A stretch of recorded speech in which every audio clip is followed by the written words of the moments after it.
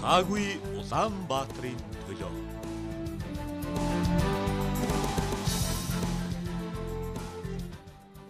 Сайн байцгаана үзэгчдээ оройн төргий Монголын үндэсний олон нийтийн телевизийн 600-гийн студид Монгол Улсын ерөнхий сайд Алтан уяг болоод агаарын бохирдлыг бууруулах үндэсний хорооны тэргүүн Алтан уяг болоод агаарын бохирдлоо тэмцэж байгаа төрийн байгууллага эрдэмтэн судлаачдын төлөөлөл хүрэлцээд байна.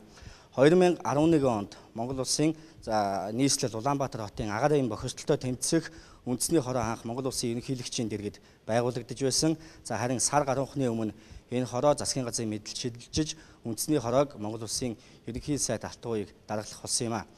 Сүүлийн жилүүдэд агаарын бохирдлоо тэмцэж байгаа ажил бас төдийл дөрвтэй үр дүнд хүрэхгүй байгаа гэж олон нийт шүүмжилж байгаа. Агаарын бохирдлыг бууруулах үндэсний хорооны ажил өнгөрсөн жилүүдэд хэрхэн хэрэгжсэн, хичнээн төгрөгийг юунд зарцуулсан, ямар үр дүнд хүрсэн бэ гэдгийг өнөөдрийнхөө шууд нэвтрүүлгээр иргэдэд мэдээлэх үүднээс бэлтгэж байгаа юм а. Зөвхөн мэдээлэх, танилцуулга, уулзалт гэж үүнийг ойлгож болохгүй. Шинээр байгуулагдаж шинэ үүрэг хүлээж байгаа. Энэ үндэсний хороо цаашид агаарын бохирдолтой ямар хуу арга замаар тэмцэх вэ? Арга барилаа хэрхэн өөрчлөх вэ? Агаарын бохирдлыг олон нийтийн хүсэн хүлээж байгаа хэмжээнд хэрхэн бууруулах вэ гэдэг талаар бас гац гаргалгаа төлөвлөгөөгөө өнөөдрийн нэвтрүүлгээр тодорхойлох юм а. Агаарын бохирдлыг бууруулах үндэсний хорооны дарга Монгол Улсын засгийн газрын тэргүүн Алтан уяг энэхүү уулзалтыг даргалан явуулах болно.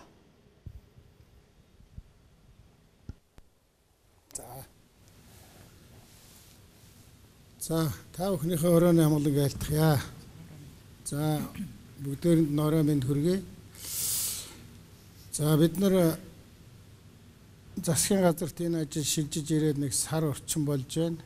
Энэ нэг сар гаруй хугацаанд бид 18 удаа уулзаж энэ утааны чиглэлээр өмнө ажиллаж ирсэн төр засгийн хүмүүс, судлаачид, эрдэмтэд одоо бас утааг бууруулах чиглэлээр санаачлал гаргаж байгаа иргэд, аж ахуй нэгжгээд маш өргөн хүрээнд уулзтуу зохион байгууллаа. 18 удаагийн хэлэлцүүлгийн үр дүнд бид нэр өнөөдөр иргэддээ ер нь энэ утааны талаар нэг тодорхой хэлэлцүүлэг явуулж ойлголт өгье гэж шийдсэн. Өнгөрсөн 2 жил гаруй хугацаанд бол бас тодорхой ажлууд бол хийгдсэн байгаа. Зарим нь бол үр дүнтэй болсон байгаа. Зарим нь бол бас үр дүн хүрээгүй ийм ажлууд ч бас байгаа. Тэгэхээр өнөөдөр ер нь бид нар өнөөдрийнхээ хэлэлцүүлгээр ер нь нэг утаа гэж юу юм? Энэ утаа маань хаанаас яагаад бий болоод байгаа юм? Энэ утаатай тэмцэхэд зориулж өнгөрсөн 2 жил гаруй хугацаанд ямар хөө ажлууд хийсэн, ямар хөө мөнгө төгрөг зарцуулсан. Иргэд маань ер нь энэ утаатай тэмцэх ажил бас өөрснөө яаж оролцох юм? Өчнөө олон 100 одоо тарааж өглөө. Тэгэхээр одоо иргэд маань өөрснөө юу хийх юм? Аж ахуй нэгжүүд маань юу хийх юм? Нийслэл манай засаг дарга Батүйл оролцож байгаа. Тэгэхээр нийслэл маань өөрөө юу хийх юм? Засгийн газар бас энд юу хийх юм гэсэн ийм 4 чиглэлээр бид нар бас хийхээр төлөвлөж байгаа. Ажлынхаа бас заримаас нь бол танилцуулъя гэж шийдсэн. Ийм байдлаар бид нар хэлэлцүүлгийг явуулнаа. Одоо эхний асуудал бол ер нь агаарын ер нь утаа гэж одоо жохом ямар ойлголт юм? Энэ тухай бол манай Батбаяр танилцуулна.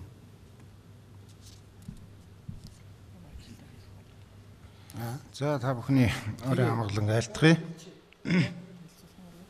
Өөрийгөө хэлчих юм уу? Танилцуулах. Өөрийгөө ямар ажил хийдгийг хэлчих. Улс ор орчны шинжилгээний газрын орчны шинжилгээний хэлтсийн даргын албан өргөө гүйцэтгэж байгаа Батбаяр гэж хүн байна.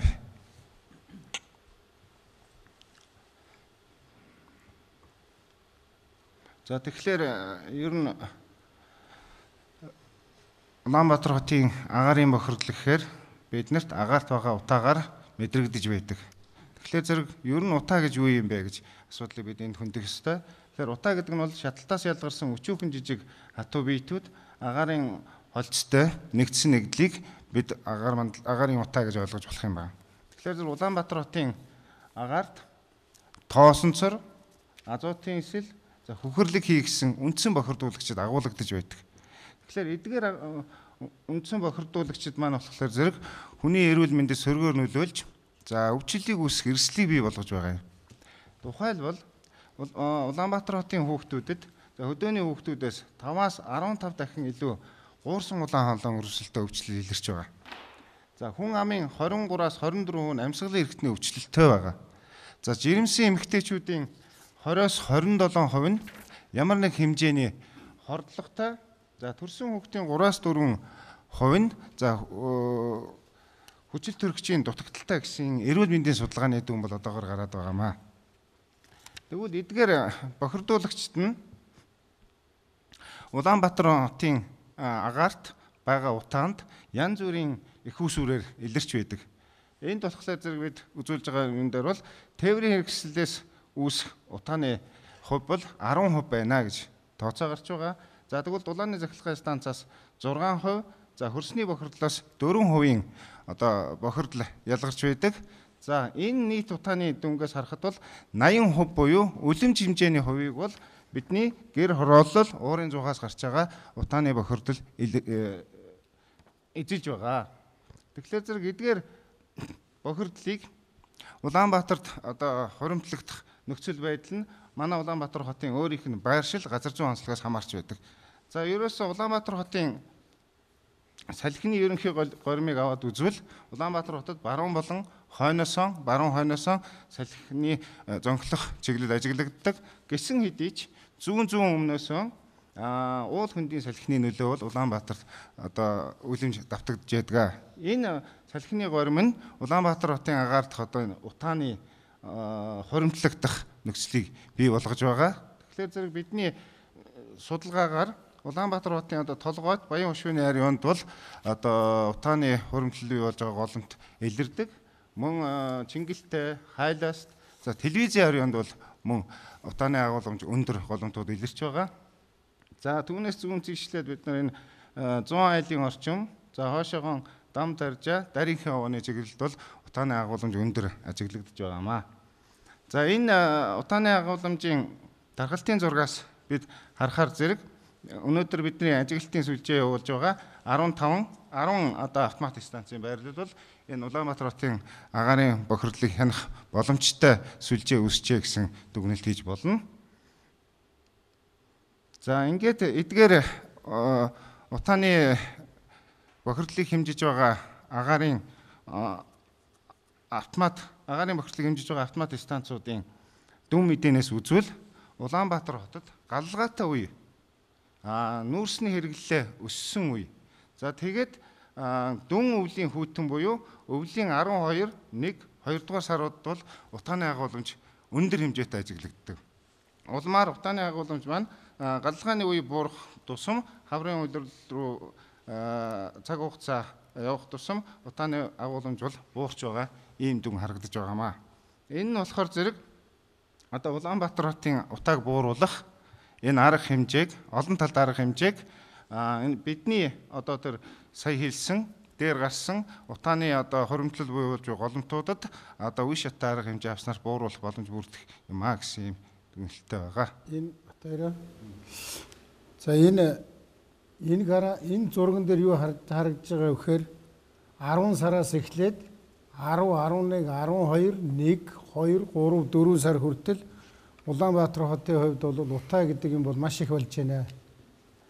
Зуны улиралд бол энэ бол зөвшөөрөгдөх хэмжээндээ байна гэж байгаа тийм ээ. Зуны улиралд бол одоо зөвшөөрөх хэмжээнээс бага тохиолдлууд ажиглагдана. Бага тохиолдол. Гагцхүү одоо галлага эхэлсэн. За намрын улирлаас бол энэ утааны агуулмж бол өндөр болж байгаа. За одоо өнөөдөр би бас энэ нэвтрүүлэг болно гэж Twitter дээрээ тавьсан чинь орж ирсэн хүмүүс шүүмжлээд байлаа. Та нар одоо энэ чинь хараа энэ 1-р сар байна тийм ээ? Тийм. Одоо 2-р сар бол одоо ер нь Улаанбаатарын утаа бол 12 сар 1 сар 2-т бол хамгийн дээд зэгтээ хүрч байгаа. Одоо 2 сар л бол ер нь утаа бол харьцангуй уулаасаа дулаавтар болж эхлэхээр ингээ багасч байгаа. За 3 сард өшөө багасна, 4 сард өшөө багасна. Тэгэхээр бас зарим хүн шүүмжилсэн байлаа. Та нарын утаа жаахан багасах үеэр нь одоо утааны тухай ярьж эхэлвэ гэж.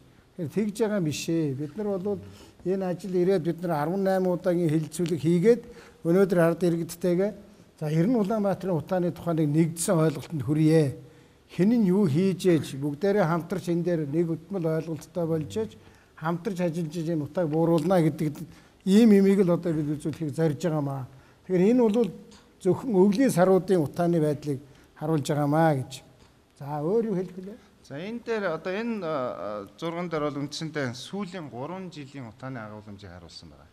Гэтэл одоо өвлийн улиралд өндөр хэмжээтэй байсан агуулмж байна. Сүүлийн 2 жилийн хугацаанд бол сүүлийн 2 жилийн хугацаанд өнгөрсөн өвлийн улиралд бол утааны агуулмж ямар нэг хэмжээгээр буурсан ийм дүн харагдаж байгаа.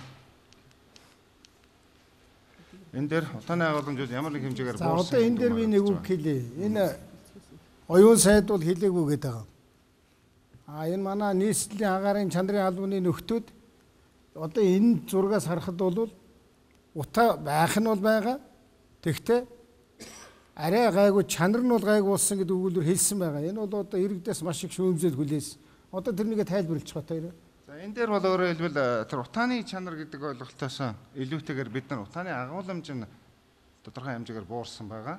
Энд бол хэдийгээр тодорхой хэмжээгээр утааны агуулмж буурсан хэдий ч өнөөдөр бидний эрүүл мэндэд шаардлагатай хүлцэх хэмжээнээс бол өндөр байгаа.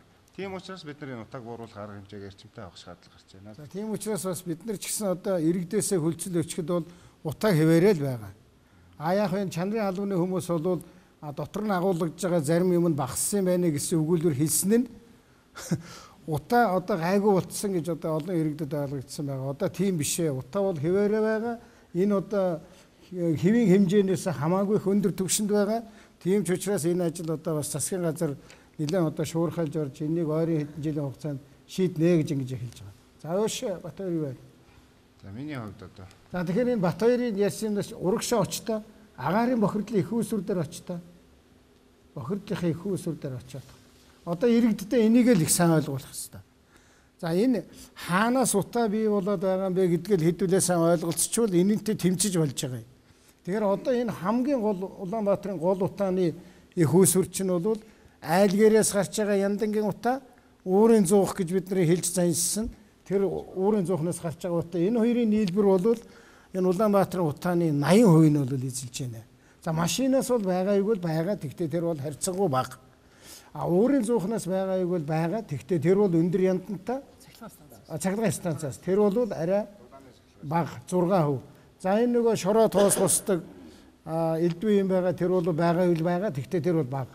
Ийм учраас бид нар энийг яагаад та бүхэнд харуулдаг байгаа вэ гэхээр бидний гол ажил бол энэ гэр хорооллын утаа, айл өрхийн яндангийн утаа, энэ үүрийн зуухны утаа гэдэг юмтай л одоо ойрын хугацаанд бол эх жил бол нэлээд шийдвэртэй энэ дэр арга хэмжээ авна гэдгийг хэлэх гэж байгаа юм. За баярлалаа. За дараачийн асуудлыг одоо ингээд мэгмөр хэдэн жил боллоо эн чинь хэдэн жил ажиллаж байгаа вэ? 2 жил гаруй энэ үндэсний хороо ажилласан энэ хугацаанд яг энэ утаа багасгах чиглэлээр ямар чиглэлийн ажлууд хийсэн, хичнээн хэмжээний мөнгө зарцуулсан гэдгийг энэ агаарын бохирдлыг бууруулах үндэсний хорооны ажлын албаны дарга мягмар одоо танилцуулах юм аа.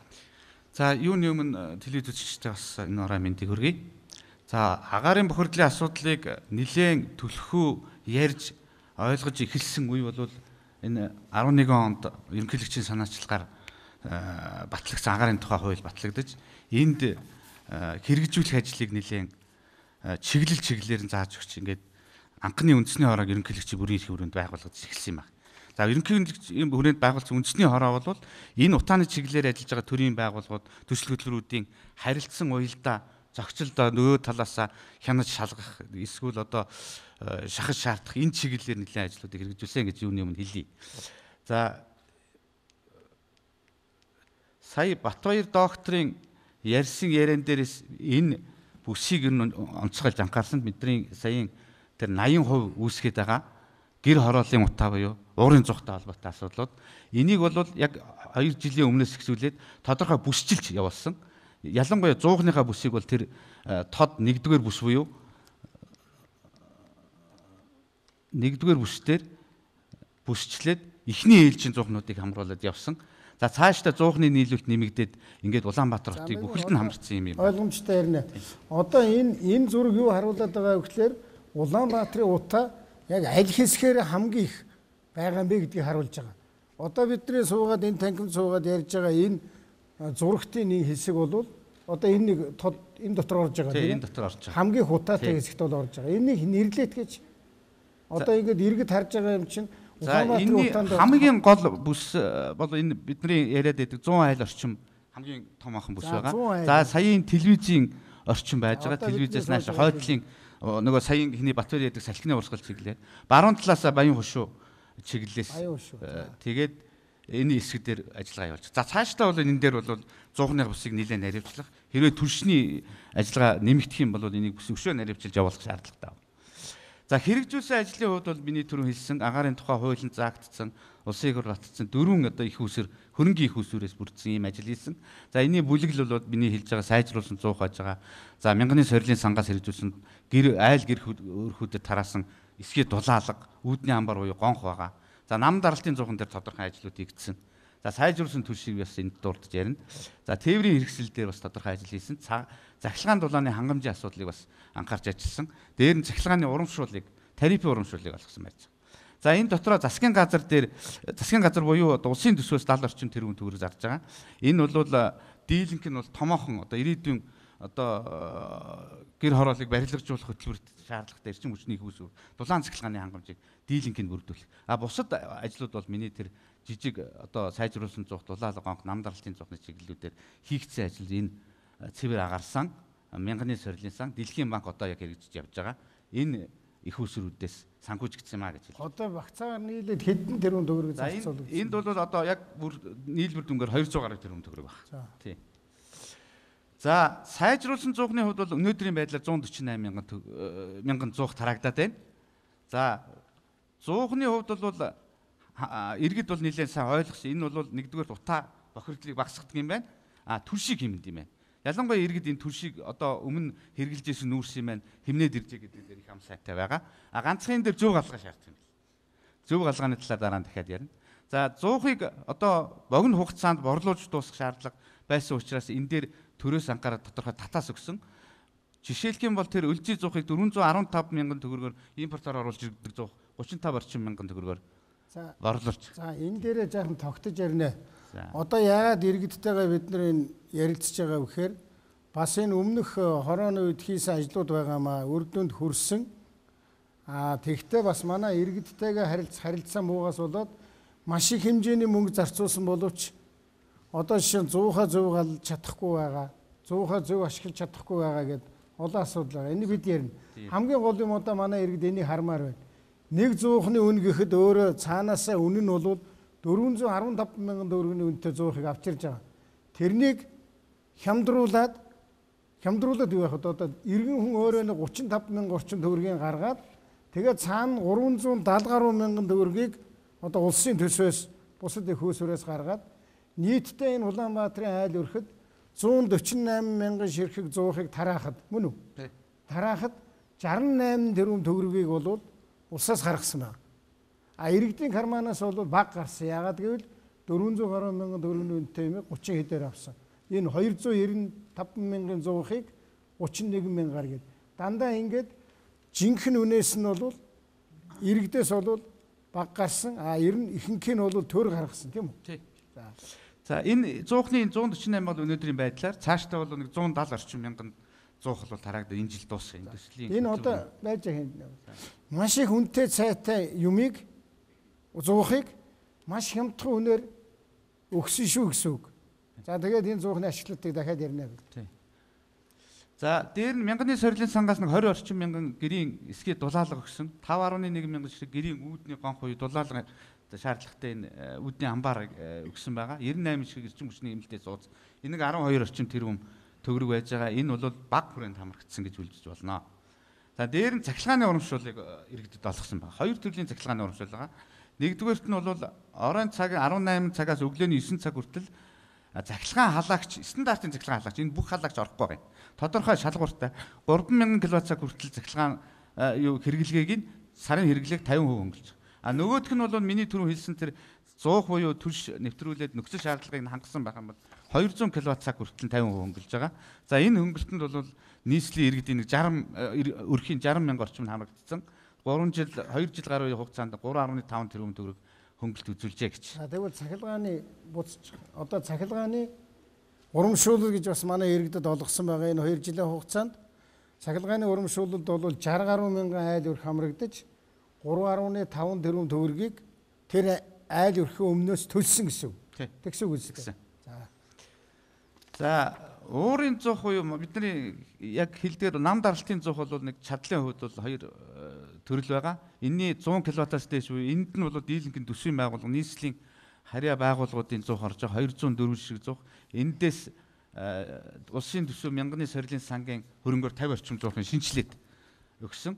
За нөгөө талаар жижиг оврын зуух буюу тэр 1115 шиг зуух үлдчихэд байгаа. Энэ дотор тодорхой хэсгүүдийн тэр ус 15 гитэмсийн орчим динжин мянга орчмыг бол төвлөрсөн халаатанд талбарсан. За энэ төвлөрсөн халаатыг бол нийтдээ дүнгээр 206 шиг зуух бол татан богдаад энэ хэмжээгээр бас түүхийн нүрсний төлөх хэмжээ бол буурсан гэсэн. За энийг бол цааш нь үргэлжлүүлээд одоо төвийн үржим хүчний энэ дулааны шугамыг бол тэлээд явах болцоо байхгүй. За эхний ээлжинд ус 15 буюу дулааны их өсвөр тест дөрөвдөр өргөдөх асуудал энийг шийдсэний дараа энэ ажил бол цаашдаа явна гэж. За яг шинжилсэн байдлыг нэг 3 жишээ зуухан дээр харуулсан байна. Хуучин энэ шинэ тийм ээ. За бидний одоо яг өнөөдөр яриад байгаа утаа буурахгүй штэ гэдэг хатаа холбоотой сайжруулсан зуугал үндсэндээ ингээд бараг дийлэнх өрхийг ингээд хамарчлаа. А түлшний хувьд бол бид энэ ТЭЦ 2-ын үндсэндээ нэг 4 орчим жил энийг одоо бас нэлээд хугацаа өглөө. Засгийн газарч бас нэлээд шахаж ажиллаа. Энэ дээр 210 мянган тонн шахмал түш, каоксын түш үйлдвэрлэх хэрэгтэй. Энэ ажил бол үндсэндээ хэрэгжиж чадсангүй. 17 тэрбум төгрөг зарсан байгаа. За үйлдвэр бол байж байгаа. Технологи гормын хувьд бол нэрчим хүчний зуухан дээр бол тэнцэхгүй байгаа учраас энэ ажил бол нурсан гэдгийг бол. За энэ дээр зогсчээ. Загвараа. За одоо манай иргэдийн яриад байгаа шүүмжил одоо энэ дээр байгаа. Зуухаа бол нэлээд олон айлхыг шинжилчлээ шүү дээ. Шин зуухтаа бол сайжруулсан зуух өгчлээ. Сайжруулсан зуух өгснөөр утаа бол баг зэрэг багасж байгаа. Дараачийн алхам бол өмнөх засгийн үед яриад одоо тэр зууханд нь төлж байгаа түүхийн нүүрс биш. Тэрний оронд бас утаа багтаа түлш өгье гэж 17 тэрбум төгрөг гаргаж 2 дугаар цахилгаан станц дээр энэ түлш хийх гэж оролдсон. А одоо энэ бол уг нь жинхэнэ хэмжээгээрээ бол 210 мянган тонн сайжруулсан түлш гараад ирчих ёстой байсан.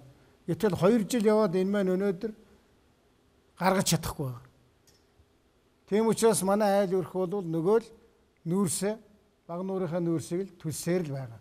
Тэгэхээр энэ дээр бол бид нар одоо нодон жилээс хойш шахаад энэ бол одоо гарахгүй нь бол ойлгомжтой байна. Тиймээс мэгмэр одоо хэл одоо энэ бол энэс гордтгүй болсон. Эндээс бол сайжруулсан түлш гарахгүй. А уг нь энэ гарцсан бол дахиад эн чинь хэдэн айлд очих вэ? Хэдэн одоо бидний нийт нүүрс нь баг 3-1 нь бол сайжруулсан ийм түлштэй болчих байсан чинь ингээд цаг алдсан. Ялангуяа тэр төв бүсэд бол энэ хангалттай түлш. Ялангуяа төвийн бүсэд төрөөчийн үзүүлээд байсан хамгийн хутаа гаргаад байгаа тэр хэсгүүд энэ телевизийн хэсэг тийм үү? 100 айлын хэсгүүд энэ төр төгссөн бол өшөөл утаа багс байсан. Ингээд бид энийг хийж чадаагүй. За нөгөө талаар автовер хэрэгсэл бол тодорхой бага хувийг эзэлдэг гэсэн бас үндэсний хороноос тодорхой анхаарсан.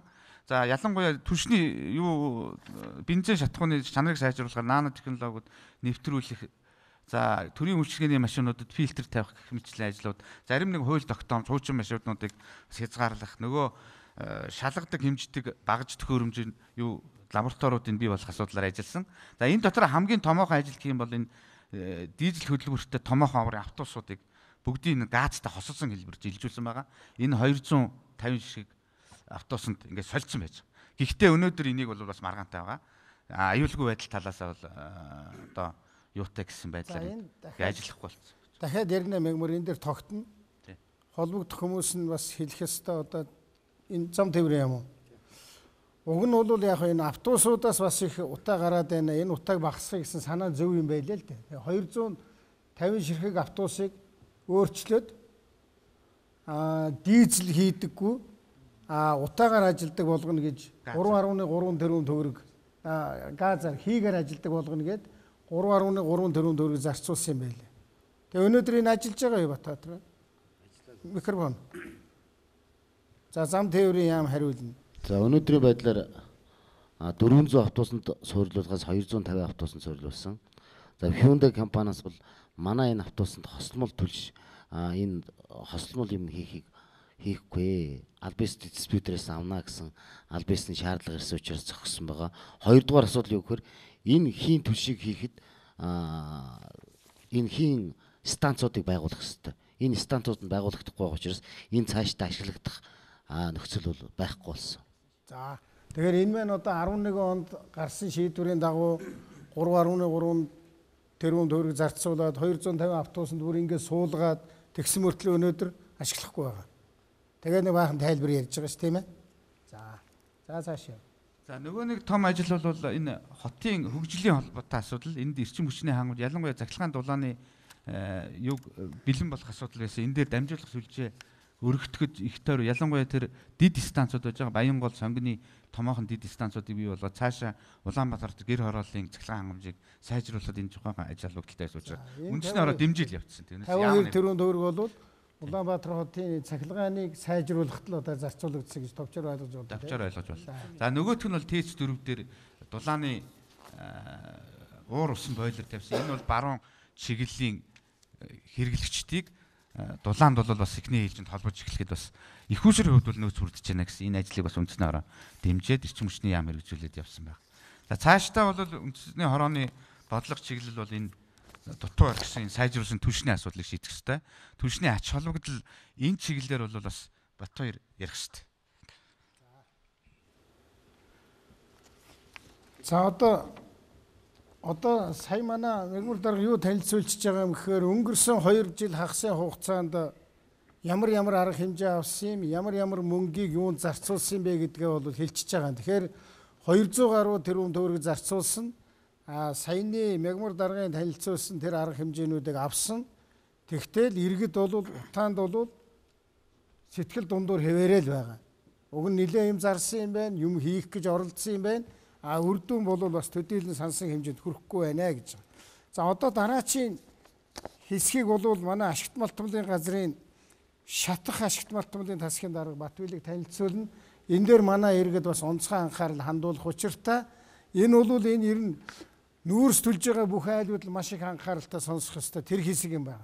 За Батбайлыг танилцуулна. За та бүхний энэ өдрийн амгалан айлтгая. Тэгэхээр манай Улаанбаатар хотын хувьд бол утааны богинодлын хэмжээ бол асар өндөр төрсэн гэдэг нь хүн болгонд ойлгомжтой. Бид энийг өдөр болгон мэдэрч байдаг. Тэгэхээр энэ Улаанбаатар хотод нийт нэг 5 сая орчим тонн нүүрс одоо хэрэгэлдэг.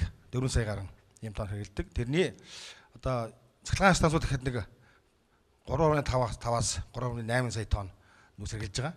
Гэтэл агаарын богинодлын одоо бохирдуулж их усрын төрөний слайдн дээр гарснаар аваад үзэх юм бол 10 орчим 6% гэж одоо албан ёсоор ингэж гаргаж байна. Тэгэхээр энэ агаарын бохирдлыг гол гүйцэр болсон энэ гэр хорооллын буюу гэр хоол мөн халаалтын уран зохны гаргаж байгаа бохирдлын хэмжээ 80% таа гэж ингэж гарч байгаа. Тэгэхээр энэ слайдн дээр үзүүлсэн байна.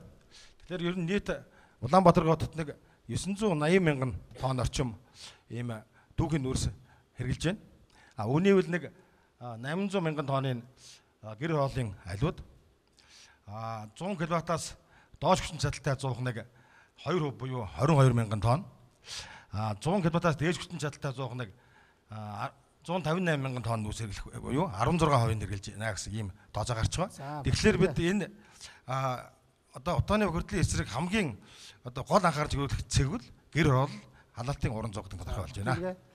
Одоо бид нар 18 удаагийн хилцүүлэг хийсэн манай өрөөнд тэгээ ярьж яхад маш хариуцлагагүй нэг зүйл ажиглагдсан нь бол Улаанбаатар хотод гэр хороолол намдаралтын 100 нийлээд хичнээн хэмжээний нүүрс төлдөг юм бэ гэдгийг бид нар тогтоох гэж лав 5 удаа ярилцсан шүү дээ.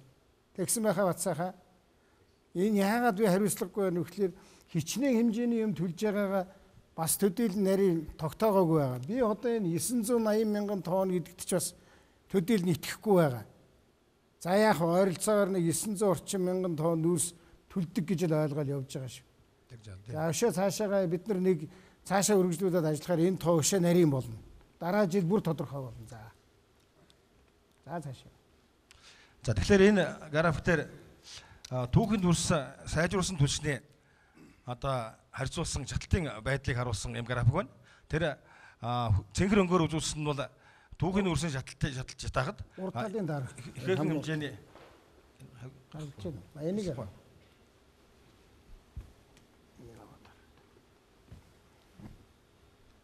тэр энэ ойрхон зогс. Микрофон. цэнгэр өнгөөр үзүүлсэн зураг бол энэ 100-ны температурын график, энэ бол хугацааны график гэж байгаа.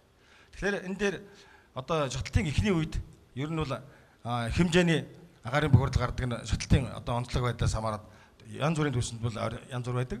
Тэгэхээр энэ дээр одоо эхний үед бол эдгээр үдс гэдэг юуны утааны хэмжээ бол ихээр ялгардаг энэ зохинд.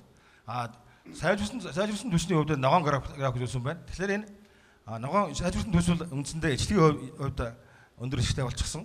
Нягт чанартай учраас удаан шатдаг. Түлшлийн хувьд өндөр учраас энэ дулаан гарах чадвар нь арай өндөр, температур нь арай өндөр явж байгааг харагдж байна. Мөн энэ гол асуудал бол ердөө энэ нэг түүхийн нүүрстэй харьцуулахад удаан шатдаг. Тэгэхээр удаан шатсан тэр хэмжээгээр бол одоо нүүрс удаан хэрэглэнэ гэдэг маань өөрөө агаарын бохирдлыг багасгаж байгаа нэг юм хэлбэр юм а гэж ингэж үзүүлж байгаа маа. За энэ одоо энэ бол их чухал график байгаа юм. Энэ дээр бид нар одоо агаарын бохирдол үзүүлж байгаа бохирдол бодисын хэмжээг энд үзүүлсэн байна. Энэ доор нь бас мөн хугацааны график үзүүлье. Тэгэхээр галгааны ихэнх үед бол асар хэмжээний ямар нэгэн түшигч тахад асар хэмжээний одоо утаа ялгардаг. Тэгэхээр энэ утаа бол эхний одоо манай хэн бол нэг өдөрт 3 удаа галдаг гэж бодоход одоо өглөөний 6-7 цагийн үед өглөө нэг 100-анда гал хийхэд бол тэр хэмжээнд бол агаарын бохирдол эрс нэмэгдэж байгаа нь ажиглагддаг. Үүний дараа нэг 5 өдөөс хойш нэг хийдэг. Орой нэг 7-10 цагийн алдад нэг унтахтаа нэг хийдэг гэсэн ийм 3 үйдүүл энэ агаарын бохирдлын пик хамгийн одоо өндөр төвчтэй хэсэг харагдаж байгаа юм. Тэгэхээр одоо асуудлын мөн чанар бол юунд байна вэ гэхээр энэ хугацаанаас хамаарат графикт үндсэндээ энэ бохирдлыг бохирдуулж бодсон хэмжээ ингээ өндөр яваад дараа нь хэсэг хугацааны дараа шаталтын горим жигдэрсний дараа явж байгаа нам явж бохирдол багасаад эргээд нөгөө галгааны дараагийн үед нь дараагийн галгааны дараагийн нөгөө хувийн нөөцийг хийдэг тэр хугацаанд авал ингэж өсөж байгаа юм байл харагдаж байгаа. Энэ мэтэр ингэж яг өдөрт 3 удаа юм 3 пиктэй харагдаж байгаа. Энэ байдал бол юу гэж юм гэхээр бид бол юу шийдэх вэ гэхээр утааны бохирдлыг багасгахын тулд энэ дээр байгаа энэ хоёр гурвалжин энэ цэгийг аль болохоор багасгах ийм шаардлагатай болж байна гэж. За Батилга их ойлгомжгүй хэллээ. Одоо иргэд бол наадах чи ойлгохгүй. Ер нь товчхондоо юу гэж хэлэх гээд байгаа вэ гэхээр нүүрсийг яг асааж эхлэхэд тийм ээ. Нүүрс бол яг шатаж эхлэх үедээ эсвэл нүүрсийг асаах гэж явах үед хамгийн худаа гарч байгаа. Одоо энэ тэр ихний тэр өндөр бол тэрнийг л харуулдаг. Тэгээд сайхан нүүрс ингээд жигдхэн шатаад эхэлчих юм бол утаа гарахаа болж. Тий. Гэтэл сайхан тогтцсон явж байт дахиад дээр нь нүүрс нэмээд хийнгүүт дахиад шин нэмсэн нүүрс чи шатаж эхэлж байгаа. Ер нь товчхондоо бол эндээс бид нар бас манай иргэдэд бүр онцгой анхааруулад байгаа юм бол нүүрсийг шатаах гэдэг хамгийн анхны асаах гэдэг юм дээр бол бид нар ч гэсэн анхаарах юм байна. Манай иргэд ч гэсэн анхаарах юм байна. Манай одоо аль болохоор хурдан хугацаанд аль бол хурдан хугацаанд л одоо ноцоо нэх үү асаа нэх үү? Ноцоо насаа ялгардаг. Асаа тийм ээ. Тэгэхээр энэ асаах хурдан хугацаанд асаах чиглэлээр бол бас янз бүр ажил хийгдэг л дээ. Тэгэхээр энэ барууны орнуудад шийдэж байгаа асуудал яг хөө тэр хурдан носоогчийг хэрэгэлдэг. Энэ бол төрөл бүрийн тийм химийн бодис шингээсэн одоо юу целлюлоз модон материал байдаг нэг саагрын төрлийн ургамлын төрлөөр хийсэн асаагч нар байдаг. Манай Монгол эрдэмтд бас энэ чиглэлээр за нодны урдсан санж шид гал гэж одоо гал хийж ирсэн. Дэмбэрлийн бод докторийн нэг бас асаалтын чиглэлээр нэлээд ажиллаж ирсэн тийм ажлуудтай байдаг юм билээ. Тэгэхээр энэ бол бас яг өргөн нийтэд ингэж ажил болсонгүй гэж харагдахгүй байгаа юм. За энэ гисгээр би энэ одоо энэ ердийн бас сайжруулсан зовхны энэ утааны бохирдлыг ер нь одоо манай иргэдүүд ойлгохтой бол яагаад энэ одоо утааны хэмжээ сайжруулсан зовж яриад байгаа юм бэ? Яагаад юу сайжруулсан байгаа юм бэ гэдэг асуудлыг бол байнга тавьдаг. Энэ бол энгийн ийм зарчим байдаг. Энд график дээр одоо харуулахтай бол энгийн гэрийн зовхны зовхыг гэж энэ ойлгож болно. Хуучин зовх. Тэгэхээр энэ дээр яг нүүрсийг хийгээд агаараа оролтон доороосоо тэгээд явхлаар уугаад энэ бараан хэсэгтээ гарч байгаа саар дөнгөтэй гарч байгаа энэ хэсэг маань өөрөө шатаж амжилгүйгээр яндангийн хэгээр яндан гараад дэше гараа авчихдээ. Ийм хэрэг байна. Тэгэхээр энийг яаж хийсгэлээр дэлхийн нийт шийдсэн бол энэ бараг 200 жилийн өмнө тэр уурын хөтөлбөрөөр зохион бүтээсэн Джеймс Ваттын бас үүдэлтэй тийм технологи 100 жилийн дараа патент авсан технологи байгаа. Энэ бол тун анги юм байна. Нүүрсээ хийгээд адилхан зуух. Гэхдээ энэ гарчгаа утаага галын гал дундуур нь буцаан гаргадаг юм. Дахин шатаах юм. Бүрэн шатаах сайжруулсан зоогддог байна. Тэгэхээр энэ сайжруулсан зоогны технологи бол ер нь дэлхий дээр одоо хамгийн уран зоохон дайж хэрэглэж ингэж буцаж эргэлттэй зоох гэж ярьдаг. Ийм ч байж байдаг. Тэгээ энэ зарчмын зоох юм аа гэж. Тэгэхээр одоо манайхны хэрэглэж байгаа тэр юу гэж сайжруулсан зоох бол яг л энэ дээрээс нь халаатай гэдэг юм аа. Дээрээс нь галаа хийгээд галын готл дундуура утаагаа бүрэн шатааж гаргаж байгаа ийм л техник төгсөөрсөн. Тэгэхээр одоо бидний ярьж байгаа гас төл одоо тэр төрх зоох сүүлийн үеийн зоохнууд бол энэ бол бүрэн шатааж байгаа гэдгээр нэгдүгээр шатаалтын шатаагч байгаа органик масса бодисуудаа их болгож байна. Энэгээрээ илүү их түлш шатааж байна гэж ойлгож байна. А гаргаа хайдаг байсан нөгөө хийгээ аваад шатаагаад хэрэглэж байгаа учраас дулааны хэмнэлттэй. Хоёрдугаар гаргашаа гарч байгаа тэр хорт өгдсөн хэмжээг бол ингэж басч юмаа гэж ийм юм яа. Тэгэхээр энэ одоо би энэ болгон дээрээс саяхан хэлсэн хоёр зүйлээс одоо нөгөө нэг зөв галлах тухай асуудлыг ярих хэрэгтэй шүү. Яг дээрээс нь галлахгүй бол саяныхаа буцаа гаргадаг. Одоо иргэд бол бас ингэж байгаа шүү дээ. Одоо өчнө 148 мянган ширхэг айлд бол 100-ыг өгцсөн. Хуучин 100-ыг солиод шин 100 тавьчихсан. Гэхдээ шин 100 тавьчихсан мөртлөө утаа нь хэвээрээ байна гэж. Яагаад гэж? За энэ галлагааны буруу галлага гэдэг ажил бай. За одоо тэн дээр харуулъя тийм ээ. Тэгэхээр энэ хамгийн гол ажиллагаа бол энэ буруу галлага буюу саяын сайжруулах зарчмыг одоо ажиллаж чадахгүй байна таа. Түр байж. Одоо Батүлийг даргаалч хэн? Ингүүл дарга нэг тайлбарлаад. За би энэ босоо тайлбарлаад. Улаанбаатар цэвэр гардчлалын захирлын их болд. За энэ би бас нэг дүрстэй ирсэн байгаа. Энэ зөв галлагааны талаар одоо манай сайжруулсан одоо тараагдж байгаа 200 маань бол одоо тэр дүрсэн дээр гарч байна. Тэгээ нэг нь бол зөв галлага, нэг нь бол буруу галлагаар галлаад өнөөдөр бол үндэсний телевизийн операторуудад очиж авсан байгаа. Тэгээд одоо бол наад талд нь бол зөв галж байна. Нөгөө талд нь бол буруу галж байна. Тэр нь бол одоо эхлээд нүүрсээ хийчихэж байна. Баруун гартлынх нь нүүрсээ хийчихэж байна. А нөгөөдг нь бол одоо буруу галж байгаа нь бол эхлээд модоо хийж байгаа шүү дээ. Бидний уламжлалт аргаар модоо хийгээд мод нь ноцоод сайхан хасны дараа нүүрсээ хийдэг. Тэр нь бол буруу галгаа. Энэ нь л одоо нүүрсээ эхэлж хийгээд модоо хийгээд цаасаа хийгээд тэгээд асаа бүгдийн нэг дор хийгээд асаагаад тагилчиж байгаа. Тэр нь л одоо тэрнийг хэлээч. Одоо ерөөсөө л буруу болоод байгаа нь бидний уламжлалт галгаа буюу доор нь модоо хийгээд доороос нь нүүрсээ төөнж асаах гэдэг нь л ерөөсөө буруу болчиход байгаа. Одоо сайжруулсан 100-нд бол ерөөсөө л хамгийн доор нь нүүрсээ хийх хэрэгтэй. Дараа нь модоо хийх хэрэгтэй. Тэгээд цаасаа хийгээл одоо асаагаад тэр явчлаа. Одоо тэр хүн бол одоо ингээд модоо хийгээд одоо энэ хоёрын аль нь яг зөв галж байгаа? Одоо тэр явцсан байгаа. Явцсан байгаа зөв. Одоо ингээд утаа гарч байгаа нь буруу галж байгаа.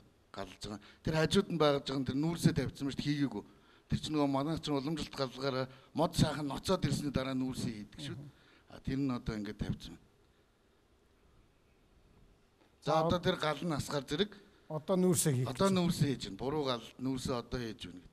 Тэгэхээр бидний ерөөсөө олон 100 жилээр бараг хэрэгжилж ирсэн бидний уламжлалт тэр арга бол буруу. Энэ 100хан таарахгүй. Энэ сайжруулсан 100-нд бол таарахгүй. Эсрэг нь 148 мянган ширхэг 100 маань ер нь их 148 мянган 100 маань бүгд буруу галж байгаа. Тий. Ерөөсөө. Тэгэхээр одоо энэ дээр бид нар иргэдэг буруутгах биш. Бид өөрсдөө буруутгах хэрэгтэй. Одоо энийг л хэлэх ёстой. Би ч одоо нөгөө гэр хороолд байсан яг л модоо хийгээ шатаагаад сайхан шатаад ирэхээр дээр нь нүүрсээ хийдэг байсан байхгүй. Тэгэхээр энэ арга бол үндсээрээ буруу. Сайжруулсан 100хан дээр бол эхлээд нүүрсээ тавиад дээр нь модоо тавиад тэгээ шатаана гэж. Одоо ингээд та бүхэн хараад та. Буруу галж байгаа 100хан дээр бол одоо буруу галсан тохиолдолд бол утаа бол гарсаар байгаа. Наад нь сайжруулсан 100хан дээр бол утаа бол ерөөсө зөв галсан 100хан дээр гарахгүй байгаа. Тэгээд тэрийг бол би бас тагийг ахуулж үзүүлж байгаа. Ягаад гэх юм бол бас одоо гал нь ноцож гин үү асж гин үү гэдгийг нь бол асан тэр зөв галд нь л ингээд гал ассаар л байгаа. Тэгсэн мөртлөө утааны хэмжээ бол маш бага. А буруу галсныг одоо аавна. Одоо нөгөө тал нь бол маш их утаа гарна. Буруу галсан. Одоо ингээд нүүрсээ доороос нь нөгөө төөндөг болохоор зэрэг нүүрс асах гэж ингээд утаагаа ингээд гаргасаар хагаад энэ ерөөсө Улаанбаатар хотын утааны бараг 80% гаргаад байгаа чинь энэ буруу гал. 18 удаа бид нар энийг ярихад бол одоо манай энэ урд нь ажиллаж байсан хүмүүсийн хэлсэн иргэдийн анхаарах хамгийн чухал зүйл энэ байгаа. Одоо зөв галсан 100 одоо бол тэр байж нь буруу гал. Утаа гарахгүй тийм. Тэгэхээр энэ дээр юу гэхээр манай иргэд бол өнөөдрийн өдрөөс эхлээл галгаагаа зөв хийх хэрэгтэй байна. Заахан мөнгө төгрөг нэхэд яах вэ? Тэдэргүү 100-ыг чинь өгч. Одоо наад 100-ыг зөв галлаа. За одоо их бол зөв галгаагаа хэлээд өг дахиад. Зүг галлага маань л ерөөсөө амархан шүү. Эхлээд нүүрсээ хий чинь, дараа нь модоо тавьчин, дээрээс нь цаасаа тавиад шатаагаад шатааж асаан готлоо шууд зуухныхаа тагийг тавьчин. Тэгэл өөрөө жигнэгдээд нүүрс рүүгээ доошоогоо төөнж эхлээл асна гэсэн. За манай Улаанбаатарын иргэд маргааш өглөө наад зуухаа зөв галлаараа тэгвэл одоо утаа шууд ингээл багасна. Тэгэл утаа багасна. 148 мянган сайжруулсан зуух авсан өрх маань нэг өдөр л яг зөв галлах юм бол Улаанбаатарын утааны хэмжээл одоо энэ 80% гээд байгаа утааны хэмжээл 50% хүртэл шууд буурна. За сая одоо бид нэр баримтаар харууллаа шүү. Сайжруулсан зуухан дээр бол утаа гарч байгаа нь бол маш бага. Үнэхээр маш зөв галлал. Зөв галлал.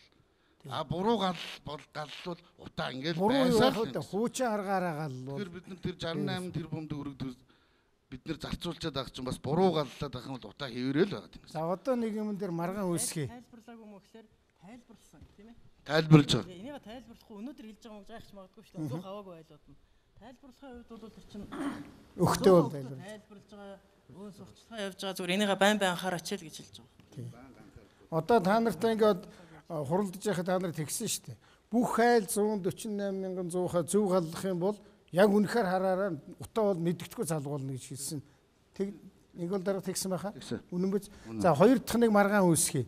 Одоо 148 мянган ширхэг тараасан зуух чинь Улаанбаатар хоттой бүх айлдаа байж чадж гин үү? За нийслэл хариулт өгнө. Энэ бол дараа нийслэл шүү дээ. За. Манайх бол нийслэл 45 мянган ширхэг зуухыг тарааж байгаа. 45 мянган зуухан дээр л Улаанбаатар цэвэр агаар төслөл нийслэл бол давхар хяналтын баг ажиллуулаад хойноос нь ерөөсөө яг давхар хянаад явж байгаа. Тэгээ яаж юм? Одоо манай дээр бол нэг нийтдээ 810 ширхэг зуух сох байхгүй болсон. Алга болсон. За Батбол дараа хэлэх. Эвэн дээр нэлээд санаа зовоосон тоог хэлэх ёстой гэж бодож байна. 2000 орчим айлын төвөрлээд нөгөө сайжруулсан зуух байна уу гэд үтсэн чинь бидний төвөрлсөн судалгаанаас бол 12.5-нд байдаггүй нөгөө сайжруулсан. Хувь нь. Тэгээ 12.5% нь байдаггүй. 2000 айлын 10% гэдэг чинь 200 айл. Тэгээ 200 гаруй айл байдаггүй, цуух байдаггүй. Яасан бэ? Зарцаа, өгцөө байдаггүй. Тэгэхээр одоо жишээ нь 148 мянган 12% гэдээ явъя тийм ээ. Энэ ч одоо нэг 14-5 мянга орчим зуухан байхгүй болцсон. Энэ чинь бол нөгөө яг голомтон дээр аваачаад явах юм бол ерөөсөө 100%-тэй адилхан гэсэн ийм нэгдүгээрт ийм зүйл болчиход байгаа. Хоёрдугаарт бол сая их чухал зүйлийг их бол хэллээ л дээ. Үнэхээр ягаад ч нөгөө зуршлыг би харин тэрэн дээр шүүмжлээд байдгийг. Нөгөө доо буруу галдаг зуршлыг арилгах гэдэг бол бас их амаргүй. Нэг хэлээд арилдаггүй нөгөөдөг чинь нөгөө зуршил болцсон учраас. Савл хэвэл тэгэл буруу галчаад байдаг. Тэгэхээр бол сая тийм эндүрл гараад байгаа юм л да. Энэ нүүрсийг одоо их хямдруулаад одоо нийлүүлээд ингээд юу яачлаа гэдэг биш. Нүүрс бол одоо хүмүүсийн тэр амжиргаан тэр тэргүй нүүрс нийлүүлэг бол тэр чинь нөгөө макриш хогш тагаад бүр хоронд энтэд тэгээд нүүрсээ нийлүүлээд тэгтээ нүүрс байлаач гэсэн зөв галцал бол сая тэгэл тийм ээ утаа бол багасаал явчихлаа. Ийм биш. Зүгээр би тэрийг нэмээд хэлчихэж байгаа юм л да. Ер нь тэгээд энэ бол манай нийслэлийн зүгээс бол одоо энэ их хөрөн мөнгө тараад энэ одоо асар хэмжээний мөнгийг тараагаад одоо өгөөд ингээд 100 өгтөр цааш нь харилж байгаа явдлыг бол бид нар бол яг үндэ бол гэмт хэрэг гэж үзэж байгаа юм аа. Энэ дээр их хатуу одоо бүртгэлжүүлж хяналт тавина л гэдэг. Энэ дээр нэг юм нэмээд хэлчих үү. Яг хариуцлага тооцох гэрээ бол байгаа.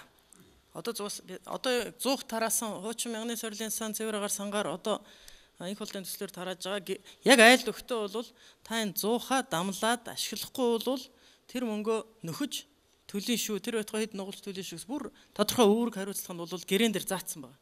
Тэгэхээр одоо энийг хойноос нь өцөлтөөд дэрийг дамлсан зарсан байх юм бол та уучлаарай буцаад төлийн шүү гэдэг юм руу орохоос өөр аргагүй болж байгаа. Эртнээс одоо та шинээр авж байгаа айлууд бас хэлэхгүй бол бас болохгүй тийм ээ. Одоо Батбол дарга анхаарах ёстой болж байгаа нийслэлээр яг засгийн газар энийг ингээд зогсолдуулаад явъя гэж байгаа л да. Гэхдээ энэ бол утаа бол үндсэндээ нийслэл бол гол анхаарал тавьж ажиллах ёстой. Тэгэхээр та нар маань өмнө тараацсан зуухаа буцааж олж ав. 400 мянга гаруй төгрөгийн үнэтэй юмыг 40 мянган төгрөгөөр өгсөн чинь тэр зуух нь одоо өхөр болоод яваад өгсөн байна. нэлээд олон үхрээр сольсон гэдэг юм бол олон айлууд дээр гарсан. Тэгэхээр нийслэл одоо энэ хариуцлагагүй үйлдэлийг талсан зогсоо. Өмнө авчгаад алга болгосон зуухнуудын буцааж авчрах хэрэгтэй. Эсвэл тэр айл дээр нь мөнгөний төлөвлөх хэрэгтэй. Шинээр олгож байгаа зуухнуудаа инх болдоо. За наад зууха алга болгож болохгүй шүү. Наадах чинь бол үн цэнтэй юм шиг гэдэг. Үхрээ солино гэж одоо ер нь юу гэсэн үг? Ингээл дахиад одоо бидний бодлого ингээл газар дээр очиж нурж унж байгаа. Тийм учраас энэ дэр онцгой анхаарах хэрэгтэй. Айл болгоны бүртгэл уг нь байгаа гэдэг. Тэгсэн мөртлөө одоо сүүлдээ яга очихоор хаалга тайлж өгөхгүй байх гэсэн. Тэр чинь зуухан байхгүй болчиход хаалга тайлах байлж гэсэн. За одоо сан багш. Ингэж болох уу? За. Монгол Улсын их сургуулийн багш одоо сан баг. Тэгэхээр хэрвээ хүмүүс тухай зөв галлах юм бол нүүрсийг бол 30% хэмнэж байгаа шүү дээ. Тэр өөрсний мөнгө нь хэмнэж болж байгаа. Буруу галлал байх юм бол нүүрс хэмнэхгүй мөнгө нь чинь одоо мөнгө илүү зарцуулна. Энийг маш их бодож ажиллах хэрэгтэй юм л да. За. За. Нийслэлийн эколог ногоог хариуцсан орлогч дараа Бат Эрдэнэ гэж. Ер нь бол би энэ дээр нэг хоёр зүйлийг хэлчих. Манай иргэд бол юуг ойлгож байгааг гэвэл нэг зүйлийг маш сайн ойлгож байгаа. Утаа гэдэг бол нэгдүгээр бид эрүүл мэндүүд бидэрт хор хөнөөл үүсүүлж байна. Эдийн засгийн хувьд бидэрт хор хөнөөл учруулж байна. Байгаль орчинд бидэрт хор хөнөөл учруулж байна гэдгийг маш сайн ойлгож байгаа. За манай иргэд дөрөв ерхийсэд хэлж ийсэн 100 гаруй жил бид нэг л дадлаар нэг л одоо тэр сурсан дадлаараа галыг төлдөг байсан бол бид нар дөнгөж энэ шинэ технологитой танилцаад 2 жил гаруул болж байгаа. Тэгэхээр иргэд маань харин зарим нэг иргэд бол сайн сурж байгаа, зөв галалж байгаа. Одоо нэг ихэнх одоо 100-ны 60-70% нь сайхан зөв галлаад явж байгаа юм чинь 20-30 хүнээс болж энэ агаар бохирдоод бидний нэг үр дүн алга болж байгаа учраас иргэд маань түүнээс суралцаад явах хэрэгтэй. Тийм учраас нийслэл юу гэж нь яг иргэдийнхээ энэ буруу дадал зуршлыг бид нар одоо хаягахгүйгээр одоо 21-р зуунд амьдарч болохгүй маа гэдгийг бид нар маш сайн хэлж ярьж өгж байгаа. Иргэд маань бас энийг сурч байгаа. Тэгэхээр бид нар одоо үнэхээр одоо түрүүний харсан туршилтыг харах юм бол налайхан нүүрсэн дээр бид нар туршиж үзэхэд л налайх биш. Багнуурын нүүрснээр туршиж үзэхэд л хэрвээ зөв галах юм бол утааны бохирдлыг бид нар багасгаж чадчихна гэдгийг харж байгаа учраас иргэд маань үүнээс хараад маргааш өглөө магадгүй түрүүн ерөнхий сайдын хэлдгээр нэрээ өчигдөр ярьсан асуултыг нэг хариулт болгоод зөв галаад үзье л гэх хэрэгтэй. Иргэдээ бид нар дэмжиж явах юм бол утаа алга бол түүнээс ганц нийслэл ганцаараа яриад ч юм уу засгийн газар хийгээд ч юм уу явахгүй л тийм шүү. Иргэдээ бид нар дэмжих ёстой, зөв галж байгааг нь зааж өгөх ёстой. Тэгээд бид нар утаанаас сална. За одоо дараачих нь одоо Батлал болцсон. Энийг хэлэх үү? За хэлчих Батлал. Дэлхийн нийтэд энэ утааны зөв түлш, сайжруулсан түлш ямар нэгэн хэлбэрээр яаж байгаа энэ нэг 3 бүлэг тоогож байгаа энэ арга бол. Тэгэхээр яаж байгаа гэхээр эхлээд энэ боломжоор хамгийн анхан шатны боловсруулалт гэдэг бол ердөө ялгаж ангилсан нүрс. Одоо нүүрс хөтөлбөрийн хүрээнд Багнуурын ялгсан нүрсийг одоо иргэд нэрвэж байгаа шүү дээ хямд үнээр. Тэгэхээр энэ шатлалтын гормыг аваад үсэх юм бол энэ бол өөрөө агаартай шатлах горм нь нунтаг нүрс багна. Иргэд өөрсдөө мэдж байгаа шүү дээ. Нунтаг нүрс 100 дэшбэл асахгүй уугаад байдаг. Бүхэлдэг нүрсийг бол энэ чинь асдаг гэж ердөө энэ зарчим. Тэгэхээр анхан шатны боловсруулалт хийсэн нүрсийг бол одоо энэ эхний арга бол ийм арга байна. Хоёр дахь шатны арга бол яг хөө гэхээр дулааны боловсруулалтанд оруулаад нэг уугдаг утаагийн өөр газар утаагүй төрш болгодог үйлдвэрт багасгаад тэрийг одоо тийм утаагүй арай утаа баг хэлбэрээр нэг нэрүүлдэг нэг арга. Энэ хоёр дахь арга. Одоо нөгөө ТЭЦ 2 дээр хийх гэж оролцсон. Тийм ТЭЦ 2-ын 210 мянган тонны асуудал байж байна. Тэгээд дээр нь Шарын гол энерго, НАКО төлш, Баялаг Эрдэнэ цомгийн компаниуд бас ажиллаж байгаа л да. Юм хийж л байна. Тэгтэл нөгөө бидний сансан хэмжээнд юм уу Улаанбаатар хотод нөлөөлөх хэмжээнд хүрч чадахгүй байна. Энэ жил ихэд нэг 50000 тонны л одоо үйлдвэрлэхийн чадaltaй байгаа гэж ярин жилдээ. За энэ 3 дахь энэ аргыг бол энэ олон улс бас хэрэгэлдэг юм аа. Байгалийн утаагүй түвш байдаг юм аа. Байгалийн утаагүй түвш гэвэл одоо антрацит маягийн түвшүүд ТЭВ буюу тоошин маркинг гэдэг гачигтан гэж монголоор орчуулдаг энэ төрлийн нүүрс байгаа юм. Энэ нүүрсүүд Монголд бас байгаа юм. Тэгээ энэ нүүрсийг бид нар ашиглаад одоо энэ судалгааны түвшинд бол явж байгаа ажлууд нэлээд байгаа. Улсууд бол энийг дурш үзэх гээд ер нь шилтийн туршилтууд их амжилттай болж байгаа юм харагдаж байгаа. Тэгэхээр энэ 3 дахь чиглэлийг бол ер нь бас их анхаарах хэрэгтэй маа гэж. Ийм 3 чиглэлээр бид нар түвшээ сайжруулчих. Нэгэнт 100 дараагаад өгсөн чинь 180 мянган айлдаа 200 мянган айлдаа бид нар 100-аа дараагаад гүйцээгээд өгчөж болох байх. Дараа нь бид нар энэ сайн түвшийг бид нар одоо юу их асуудал гарнаа. Тэгэхээр би эцэст хамгийн эцэст юу гэж хэлэх гээд байна гэхээр сайн 100-нд сайн түвшийг түлснээл одоо үр дүн гарнаа гэж бэлэх гэсэн. За сайн 100-нд сайн түвшийг зөв галлуул. Тэг зөв галлуулж тий. За одоо тэгээд Ерөнхийдөө бид нар ингээд утаа гэж юу юм? Утаа хаанаас үүсээд байгаа юм? За гол хэсэг бол гэр хороолол уурын зуух гэж ойлголцлоо шүү дээ. За машин байна. Тэгвэл тэр бол хоёр дахь асуудал юм. За дараагаар нь энэ чиглэлээр ямар ажил хийсэн гэдгийг сонсчлоо. Хичнээн хэмжээний мөнгө зарсан юм бэ гэдгийг ойлгочлоо. За ер нь энэ утааг багасгаж болох. Тэгвэл иргэн бүхэн одоо өөрснийхээ гэртээ зуухандаа төлж байгаа, сайжруулсан зуухандаа төлж байгаа тэр нүүрсээ зөв төлчихвөл, зөв шатаачвал бас тодорхой хэмжээний нөөц боломжууд байна гэд энийг ярьчлаа. За одоо би манай иргэд ер нь юу анхаарах юм бэ гэдгээр нэг хэдэн зүйлийг бас хэлье гэж бодсон. За дарч. За ер нь энэ утаатай бол ганцхан засгийн газар тэмцэнэ гэж байхгүй. Ганцхан нийслэлийн засаг дарга тэмцэнэ гэж байхгүй. Эсвэл одоо иргэн та нар өөрснөө мэдгээд бас хаяхгүй. Тэгвэл бүгдээрээ хариуцлага хүлээнэ. За би нэгдүгээрт бол хэлье. Сая Батбаял дарга бол их ноцтой тоо хэлсэн. 148 мянган ширхэг зуух тараасан чинь нилээд хэсэг нь алга болсон, хөдөө явсан, үхэр болсон, өөр юу ч болсон мэдэхгүй. За тийм учраас зуухаа зарж худалдаж болохгүй. Наа чинь хэдүүлээ хамтарч яаж Улаанбаатарын утааг алгуулах гэдэг. Хоёр дахь нь бол сая манай хүмүүс олон талаас нь хэллээ. Уламжлалт аргаараа шинэ энэ сайжруулсан зуухыг бол галж болохгүй. Заавал одоо тэр шинэ технологиор нүүрсээ эхэлж доотолд нь хийгээд дээр нь модоо тавиад дээр нь цаас масаа хийгээд ингэ шатаагаа чи яг маргааш өглөө босоод бүгдээрээ ингэ галлаараа өглөө болгон орой болгон ингэж галлаараа ингэх юм бол утаа бол мэдгчхүүц багаснаа. Энэ 18 удаагийн хэлцүүлгийн хувьцад маш олон эрдэмтэд орж ирж хэлсэн юм аа. Гэрээ сайн дулаалаа чи. Одоо уг нь 5 төгрөгөө бодсон бол гэрээ дулаалах учиртай л да. Тэгтэл хаалгуудаараа хамаг дулаанаалдна, өрхөөрөө хамаг дулаанаалдна. За бүр таарах нөхдүүд бол хаяагаараа бас алдна. Тэгэхээр гэрийг сайн дулаалаа чи. Уг нь улс бас мөнгө гаргасан байна шүү. 20 мянган айлын одоо дээвэр туурга авч өгсөн байна. Үүдний амбар хийж өгсөн байна. Энэ ч одоо бас баг хэтэрсэн шахуул юм болж байна. Тэгээд бахвайдгаар. За хаягдал дугуй бусад хог битээ шатаагаа чи. Засгийн газар одоо 2 жил нүүрс гэдэг хөтөлбөрөөр хэрэгжүүлээд 200 гаруй мянган төгрөгийн үн хөрсөн нүүрсийг чинь 80 мянга болгоод өглөө. Тэгэхээр энэ нүүрсийгээ бол бас сая манай Батгдгийн хэлснээр эн чинь бол аль болохоор нунтаг байхгүй. Бас ингээд бүхэллэг нүүрс шүү дээ шигшчихсэн. Ийм боломжийн юмыг та нар түлээч. Битээ заавал хаягдал дугуй түлээд байж. Энтэй холбоотой Батбаял даргад хэлсэн тийм ээ. Одоо тэр авцаасурын дугуй засварын цэгч нь ингээд том хар утаа гаргаж байгаа тэр газруудаа янзлаач, яваач гэсэн одоо нийслэлийн засаг дарга ажиллах байх. Шөнийн цахилгааныг ашигламаар байна. Энэ чиглэлээр бид нар бас юм ярьсан байгаа. Яаж одоо шөнийн цахилгааныг аль болох шөн дулаацуулгынхаа юмнуудыг хэрэглээч. Одоо залгадаг барьдаг юмнуудаа шөнө хэрэглээч. Яагаад гэвэл шөнийн цахилгааны үн бол 2 дахин хямдхан байгаамаа. За сайжруулсан түлш бас хэрэглээч. Энэ жилийн хувьд бид нар ингэ. За нөгөө 2 дугаар цахилгаан станц чинь ажилд орсон бол 210 мянган тонн түлштэй байж ах байлаа. Одоо бол 0 тэндээс.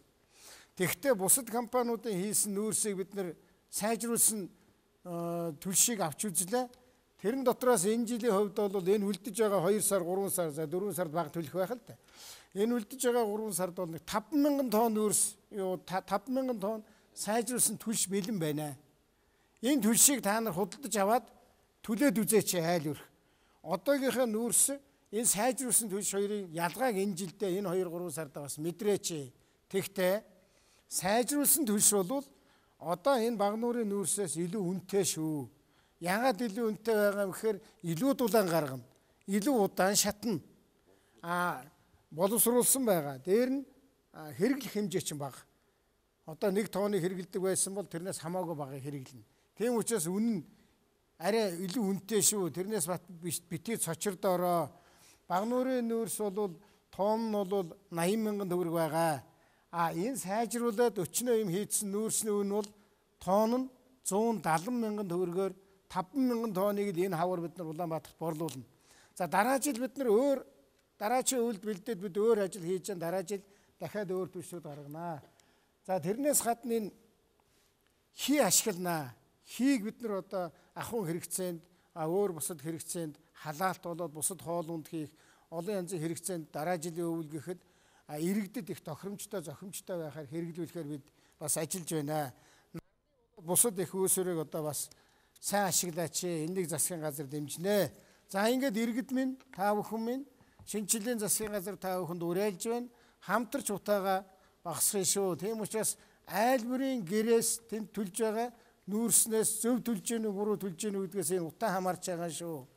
Энэ дээр анхаараач. За аж ахуй нэгжүүдэд бас одоо хэдэн зүйлийг хэлэх гэсэн. Нэгдүгээр бол бидний уурын зуух гэдэг байгаа бол голцоо аж ахуй нэгжүүд их байгаамаа. Тэгэхээр та нар маань стандартын шаардлага хангасан утаа гаргадаггүй тийм уурын зуухыг хэрэглээч. Халаа хэрэгслийг ашиглаач. За сайжруулсан төлшийг манай аж ахуй нэгжүүд бас үйлдвэрлээд эхэлсэн байгаа. Ингэж үйлдвэрлэж байвал бид бол дэмжиж иргэддээ тэрнийг одоо хүргэх ажлыг хийнэ. За манай аж ахуй нэгжүүд бас нэг юм дээр толгойгоо ажилуулад хаач. Энэ гал асаадаг тийм гал асаагуурыг үйлдвэрлэх энэ ажлыг санаачилж хийгээч. Биднэрт бол байна л да. Германы асаагуур байна, олон газрын асаагуур байна. За тэр асаагууруудыг шууд авчирж болж байна. Эсвэл манайхан өөрснөө ажиллаад өөрснөө асаагуур хийж болж байна. Яагаад асаагуур яриад байгаа гэхээр түрүү манай Батбилгийн ярьдгаар нүүрсийг маш хурдан асаачвал гэлээ утаа баг гарнаа. За тийм учраас энэ асаагуурын асуудлыг бид нар дараа жилийн өвөл гэхэд бас шийдэхээр ажиллаж байна. За агаарын бохирдлыг бууруулах өөр ямар шин санаачлал гаргах юм бэ? Аж ахуй нэгжүүд маань өшөө санал гаргавал бид сонсноо. Бид нар 18 удаагийнхаа хилцүүлэгтээ хичнээн аж ахуй нэгж оролцсон тоо гаргасан уу? 20 орчим аж ахуй нэгжүүд ирж саналаа бол ярьсан байгаа. За хийн төлшийг нэвтрүүлээч аж ахуй нэгжүүд маань. За сэргээгт хэрчим хүчийг бас одоо нэвтрүүлэхийг бид нар бас дэмжинэ. Ийм хоёр зүйлийг иргэн аж ахуй нэгжүүд маань ийм юм хийгээч гэж би одоо та бүхэнд хэлж байна. За одоо нийслэл маань юу хийх вэ гэдгийг манай Батбил дарга хэлнэ. Тэгэхээр түрүү 148 мянга орчим зуух нийлүүлсэн. Ерөнхий сайд засгийн газрын зүгээс бол бидэнд за ямар ч байсан 170 мянган зуух нас дээш бол ярихгүй шүү, тийм ээ.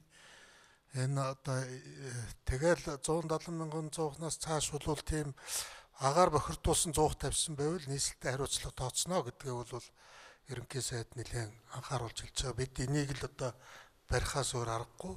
Энтэй холбогдсон арга хэмжээг бол авна. За мэдээж хэрэг уурын зуухны шинжилгээний одоо ажлуудыг хийн. За төрөний хэлдэг хамгийн нэг чухал зүйл бол тэгээ сайжруулсан суухны бүртгэлээ одоо бол нэггүй хийж авна.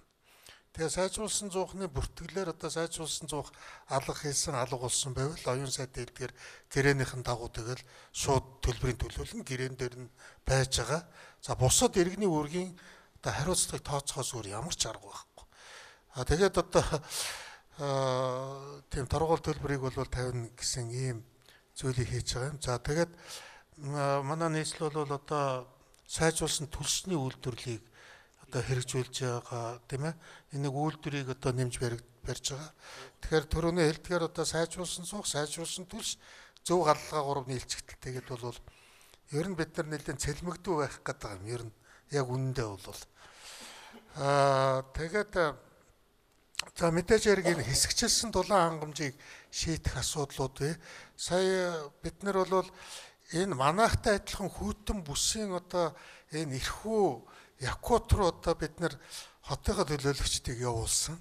Өөрөөр хэлбэл тэнд одоо хараад туслах судлаад энэ бол үндсэндээ нөгөө хийн халаагуур хийн дулааны систем рүү шилжчихсэн газар бол энэ одоо мэдээж утааны асуудал маш багассан байгаа гэдгийг би бол хэлмээр байна. Бээжинг ч гэсэн харж байхад бол нөгөө хийн юу руу шилжиж чадаагүйгээс болоод сая би Бээжинд буухад бол манайхаарч амар л байна л дээ. Би тэгээд ийм зүйлийг бас хэлмээр байгаа юм. За тэгээд мэдээж хэрэг хамгийн нэг чухал асуудал бол энэ гэр хорооллын дахин төлөлт. Ерөөсөө эцсийн бүлэгт бол зүгээр амьдарч байгаа хүн бол гал төлөх шаардлагагүй л болох хэвээр тийм ээ. Дулаан инженерийн үйлчилгээтэй тийм орон сууцнд орох хэвээр. Энэ дээр бол хотод их ажил нь би бас ерөнхий сайдын одоо дараагийн тавьж байгаа зорилт шинжлэлийн засгийн газрын зүгээс ч гэсэн орон сууцчлуулах хөтөлбөрийг тэргүүлж байгаа шалтгаан бас энд байгаа гэдгийг ойлгож байгаа. Энэ дээр аль аль тал нь хамтарч ажиллана. За тэгээд утаа их гаргаж байгаа аж ахуй нэгжүүд. Энэ манай аж ахуй нэгжүүдэд нэг дутагдал байгаамаа. Энэ аж ахуй нэгжүүд бол одоо юу гэдгийг орчноо эрүүлжүүлэх юмд их бага мөнгө хаях юм. Энд ер нь нэг тийм хөрөнгө зарахгүй. Хөрөнгөгүй юм гэхээр өөр бусад юмд бол хөрөнгө хайр найрг үзцээд байдаг. Тэгсэн мөртлөө энэ орчноо эрүүлжүүлэх юм дээр бол хөрөнгө маш бага зарцдаг. Бид нэр энэ орчноо эрүүлжүүлж байгаа аж ахуй нэгжүүдийг бол дэмжин бүр тодорхой хөрөнгө мөнгөөр дэмжинэ гэдэг ингээд хөтөлбөрт оруулсан байж байгаа. За тэгээд мэдээж хэрэг энэ хөрөнгө оруулалт санхүүжилтийг бол бид нэр шийдээд ингээд явах юмаа гэдгийг хэлмээр. Нийслэл маань Улаанбаатарын утааг бууруулахад хамгийн сүүлд бичээд байгаа хөрөнгө оруулалт санхүүжилтэн дээр нь бол нэлээд мөнгө гаргаж өгнө үстэй Батбаял дарга. Нэлээд хүндөөрөг тэгтээ одоо гаргаж өгөнд өөр ямар чарга байхгүй. Одоо түрүүний хэллээ шүү дээ. Тэр анх түрүүн танилцуулж байгаад манай Батбаял Эрдэмтний хэлснээр бол тэр зүгээр л өвчлөлөөл бодоход бол энэ аюул болчиход байна шүү дээ. Одоо маргаашийн хүүхдүүдэд бид ийм өвчнөд нэрвэгдүүлээ сууж явах тийм ирэхгүй л болчиход байна шүү дээ. Ирэхгүй шүү дээ. За манай оюун сайд маань өмнөх үндэсний хороонд ч байсан одоо ингээд үргэлжлүүлээд байгаагүй. Төрийн нэр юм биш манай. Тэгэхээр засгийн газраас юу анхаарч хийх вэ гэдэг манай оюун сайд хэдэн санаа хэлээд. За юуны түрүүнд агаарын бохирдлын үндэсний хороо ерөнхий сайд дээр шилжснээр одоо энэ бүх салбарын агаарын бохирдлын эсрэг байнгын үйл ажиллагааг ерөнхий сайдын дэргэд тэр төвшөнд үндэсний хороон дээр зохицуулах, уялдаа холбоо одоо энэ бүх эрэмблэх гол зөв шийдлүүдийг гаргаж ирэх энэ ажил бол яг засгийн газрын нуурын дээр ингээ ирж байгаа. Энийг бол бид нар хийх ёстой хийн. За иргэд бас өнөөдөр нэвтрүүлэг үзэж байгаа иргэд гайхаж байгаа хэлтэй энэ нөгөө л зухад 100 төлшөөл яриад байна гэж. Мэдээж бид их маш сайн ойлгож байгаа. Удаан хугацаанд, дунд хугацаанд, богино хугацааны шийдлүүд. Тэгэхээр удаан хугацаанд бол яалтчгүй орон сууцчлуулалт, тийм ээ. Сая Батбаял даргын хэлдгээр тэр дулааны хэсэгчлсэн шийдлүүдийг гаргаж ирэх, гэр хорооллын дахин төлөвлөлт. За тэгээд хийрүү мэдээж шилжинэ гэж байгаа. За та эрхүү Сибирийг ярьж байгаа. Эрхүү Сибир өөрсдөө бас хийтэй гаазтай олборлдог учраас тэндээ өөрсдөө олборлж чаддаг, арай хямдхан байдаг. Ингээд шийдлүүд нь арай ойрхон байгаа да. Тэгэхээр бид бол маш сайн ойлгож байгаа. Удаан хугацаанд орон сууцчлалтыг бол нийслэлч, засгийн газар нь ч дэмжиж энийг бол хийнэ. За дагуул хотуудыг байгуулах асуудлууд дээр бас бодлого гарна. Аль болохоор Улаанбаатар хэдэн мянган иргэд жил болго ингээл нэмэгдээд орж ирж байгаа. Ялангуяа 2006-7 оноос хойш бол яг агаарын бохирдлын тэр хүлцэх хэмжээнээс дээш хэмжээнд эрс нэмэгдэж гисэн байхгүй. Бас нөгөө шилжилт төлөвлөгөөнтэй холбогдоод тэгэхээр энэ дагуул хотуудыг байгуулах, аймгийн төвүүдийг орон сууцчлуулах гэдэг энэ бодлого бол засгийн газар дээр зайлшгүй явна. За энэ хийн түлшний үйлдвэрлэлийг Монголдо өөрсдөө хий олборлох, үйлдвэрлэх, энэ ашиглах энэ бодлогыг бол зайлшгүй бид нар бас тэргүүлэх бодлого болгоод бол явуулна. Ямар нэгэн байдлаар дунд хугацаанд, удаан хугацаанд хийрүү шилжих энэ бодлого бол гарч ирнэ. Яагаад заавал 100 түлшээ сая ярьсан гэхээр яг өнөөдөр богино хугацаанд яг энэ маягаар л богино хугацаанд шийдэхээс өөр арга байхгүй, бууруулахаас өөр арга байхгүй. Энэ нүүрснээс бусад бүх хувилбарууд өнөөдөртөө дулаалах, өнөөдөртөө халаах энэ шийдлүүд бол нүүрснээс илүү үнэтэй байгаа учраас бас болохгүй хэцүү байгаад байсан. Тэгэхээр засгийн газраас ямар бодлого явуулах вэ гэхээр нүүрснээс өөрөөр халаах ийм шийдлүүдийг иргэн аж ахуй нэг чимгаан ч гэсэн гаргасан тохиолдолд дэмжлэг хөшүүрэг гаргана. Тэрний зөрөөг нь ямар нэгэн байдлаар татаасаар дэмжинэ. Тийм дэмжлэгийн бодлого ч гэсэн сая Мягмар дарга товчхон танилцуулсан цахилгаанаар халаах юм бол та одоо тэдэн хувь хүртэл одоо дэмжлэгээ аавна гэдэгтэй адилхан.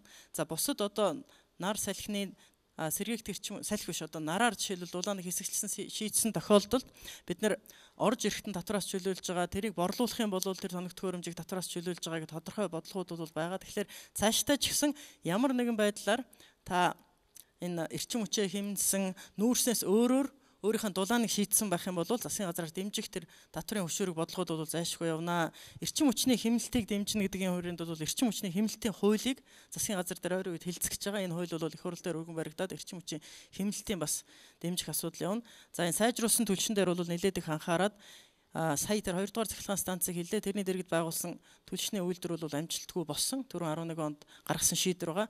Одоо бид нар бол маш сайн шүүлтүүрээр аж ахуй нэгжүүдийг бол бас дэмжиж засгаас төсөөс бол мөнгө гаргахгүй аж ахуй нэгжүүд өөрсдөө хувийн компаниуд сайжруулсан түлшний үйлдвэр байгуулах юм бол ямар ч байсан бид нэр тэр түлш борлуулах дээр ямар нэгэн байдлаар дэмжлэг хөшүүрэг үзүүлээд энэ сайжруулсан түлшний үйлдвэрүүдийг бол дэмжинэ. Тэгвэл сайжруулсан түлш бол зайлшгүй стандартад нийцсэн яг тэр утааг яг бодтойгоор бууруулж чадсан тэр одоо тест шалгууруудыг заавал давсан байх хэрэгтэй гэсэн юм хатуу шаардлагуудыг бид нэр бас тавина. Агаарын чанарын хяналт бол их чухал.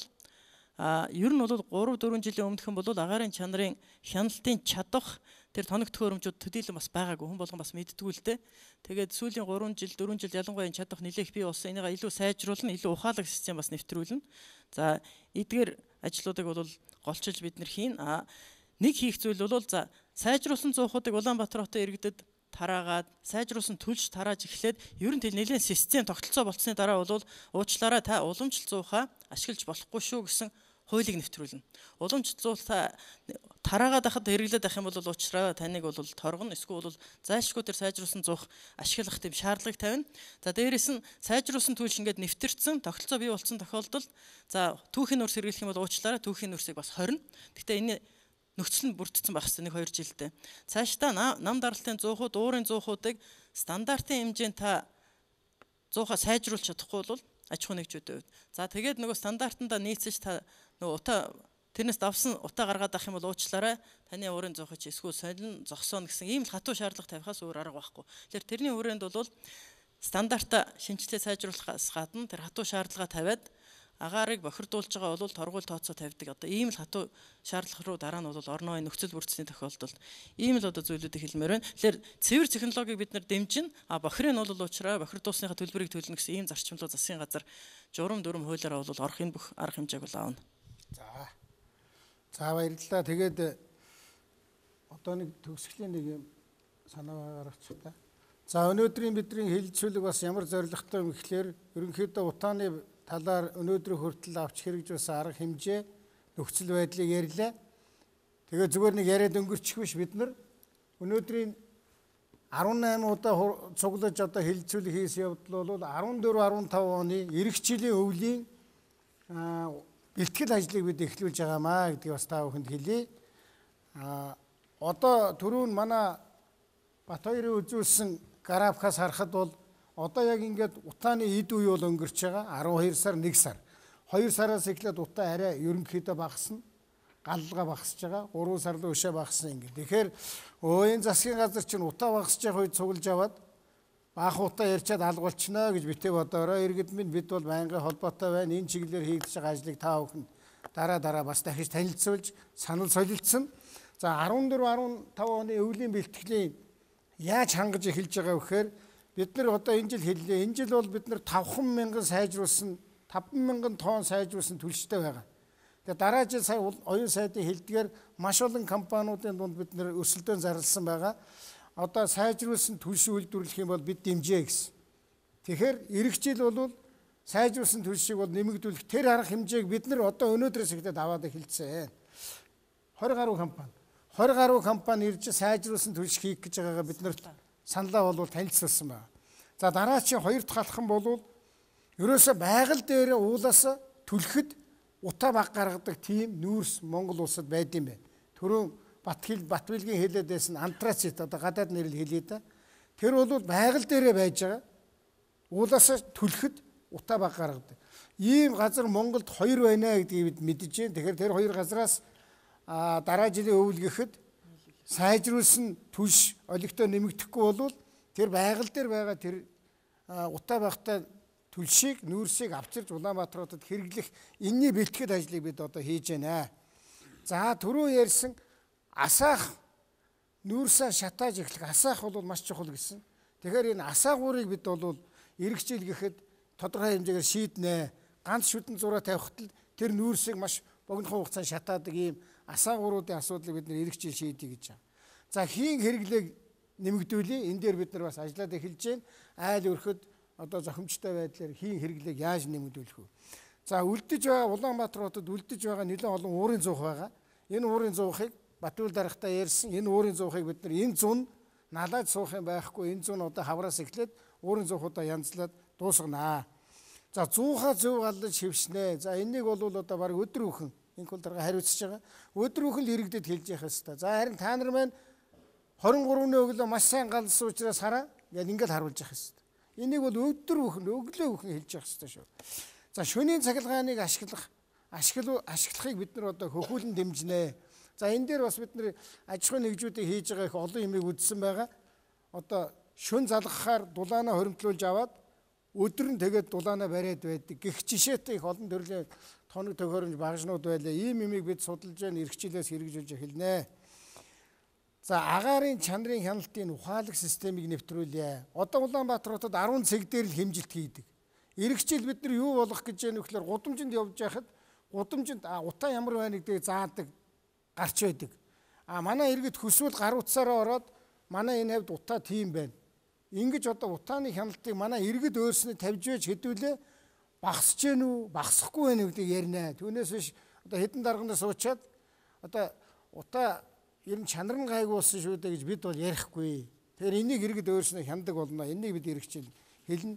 За оюун сайд бас танилцуулсан урт хугацаанд гэдэг юм уу ер нь эрх жилээс бид нар бол энэ хавраас эхлээд бид нар аймаг бүхэн 100 мянган айлын орон сууц Улаанбаатар хотод бас орон сууцны одоо орон сууц барих ажлыг нэлээх нэмэгдүүлж байгаа. Энэ ажлуудыг хийнэ.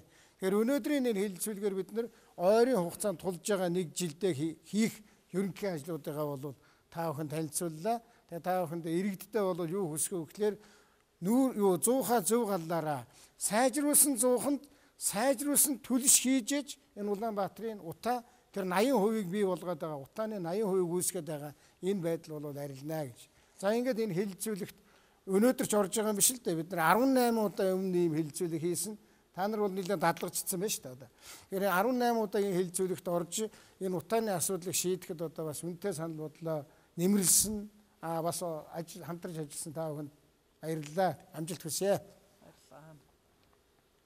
Эрдэнэ болон дуусах юм. Батар цэвэр агаар төслийн шинэ бүрэн шаталтай зуух нь түлшээ дээрээс доош нь шатаадаг. Энэ нь бидний хэрэглэж заншсан хуучин зуухнаас галлах зарчим нь өөр байдаг учраас зөв галалгааг хэвшил болгох нь чухал юм. Галыг ноцоохот бэлдэж зуухны агаарын хаалтыг бүрнэ. Хэд томгүй нунтаг биш нүүрс ашиглана. Галаа түлхтээ эхлээд нүүрсээ хийн. Дээр нь галаасах модоо хийж галаасаа. Нүүрс бүрэн шатаж дуусаагүй байхад ухаж оролдох цогон дээр нүүрс нэмхийг хатуу хориглоно. Зөв галалж эрүүл амьдарцгаая. Тэгэхээр утаа бол бидний хоорондын асуудал, утаа бол хэнийг шалгалгүй холдуулдаг. Тэгэхээр өнөөдрийн хэлэлцүүлгийн төгсгөлд бас хоёр зүйлийг иргэд олон нийтэд хандуулж, за ялангуяа гэр ороллынхандаа хандуулж дахин сануулахыг хүсэж байна.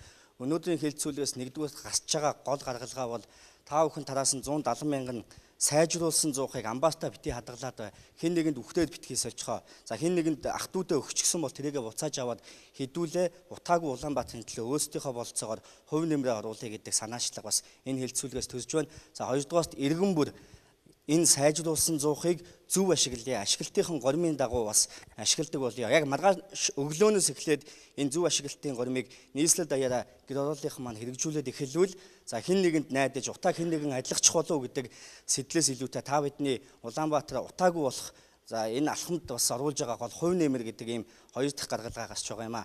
Нийслэл хот бол гэр ороллыг дахин төлөвлөх ажлаа үргэлжлүүлнэ. Засгийн газар бүх нийтийг орон сууцжуулах хөтөлбөрөөр үргэлжлүүлнэ. За төс засгийн хэмжээнд газ, байгалийн хий гэдэг юм уу явандаа ийм хийн технологи шилжих энэ асуудлуудаа бас үргэлжлүүлнэ. Гэхдээ өнөөдөр бид хэн нэгэнд найдаж суух биш өөрсдөө энэ ажлыг айл өрөх болгон гэр ороллын айл өрөх болгон бас санаачилж эхлүүлье гэдэг энэ гол гаргалгаа өнөөдрийн хэлэлцүүлгээс гарсан байх гэж найдаж байна. Иргэд олон нийт бас ингэж ойлгож авсан байх гэж найдаж байна. Монголын үндэсний олон нийтийн телевиз 600-ийн студиэс утаагүй Улаанбаатарын төлөө шууд хэлэлцүүлгийг дамжууллаа. Бусдад тараахыг хатуу хориглоно. Гэрээгэд зөрчсөн тохиолдолд агаарын тухай хуульд заасны дагуу хуулийн хариуцлага хүлээлгэж суухны үндсэн үнийг буцааж төлөвлөнө. Улсын нийслэлдээ утаагүй амьдарцгаая.